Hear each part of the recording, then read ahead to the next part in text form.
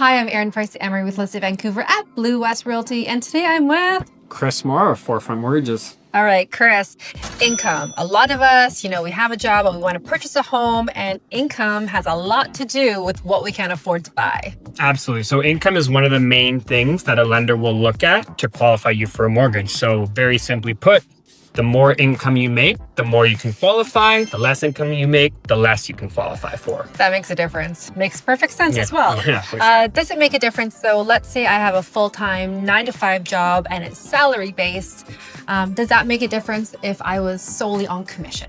Yeah, for sure. So there's many different types of income that a lender will look at. Most simple being if you're salaried or you're hourly, but you're guaranteed those hours, you can just, very simple math, you can essentially just get a job letter and a pay stub to confirm that income.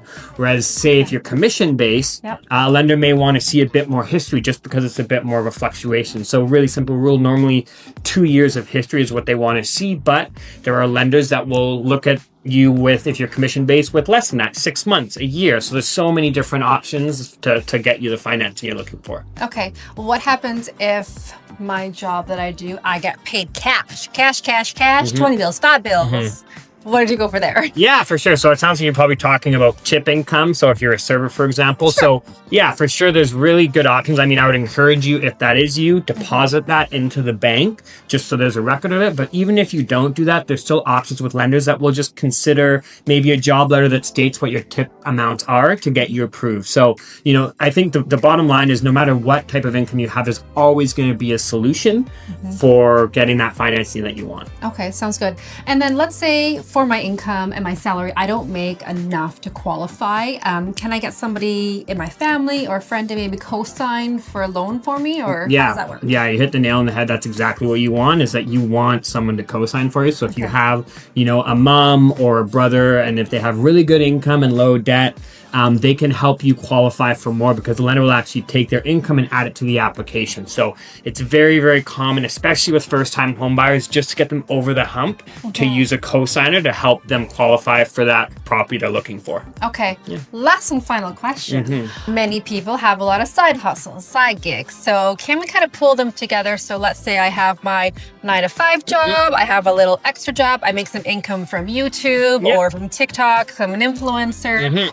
Can we pull that money together as our income and use that as our for our mortgages? Yeah, absolutely. So I think the biggest thing that lenders like to see is longevity, right? If you just started your side hustle a month ago and you're now a YouTube influencer, they're probably not going to take that too seriously. But if you've had your full-time job and you've also been doing, another part-time job or a side business for a year or 2 years, then for sure, we just want to show the lender that essentially you're able to sustain both of those incomes. So for sure, there's so many different options, and whenever you talk to a mortgage broker, they can kind of help you figure that out for you. Okay. You know what? One last question. Maternity leave. Yeah. A lot of women and men too, but we have a baby, we're on maternity leave, and now we want to purchase a home, but we've been off work for 3 months or 6 months raising our child. How does that work? Yeah, so maternity leave is very, very common, and it's quite easy to actually get approved as long as you have a job to go back to. So what a lender wants to see is they just want to see a letter from your employer stating that yes, you still have a job and your return to work date is within 18 months, which is kind of the maximum you can do for maternity leave. So as long as you can provide that, they'll actually use your full income of when you're working full time. So it's a really, really good way to get approved that way. Okay, fantastic. So for all you buyers out there or potential buyers, you're thinking to get into the real estate, into the market, you know what? Talk to your mortgage specialist. Talk to Chris here. He can help you figure out what can you afford. And then after that, we work together for real estate, and then I can help you find your dream home. So I'm Erin Price-Emery, listed Vancouver at Blue West Realty. I'm Chris Moore with Forefront Mortgages. Thanks.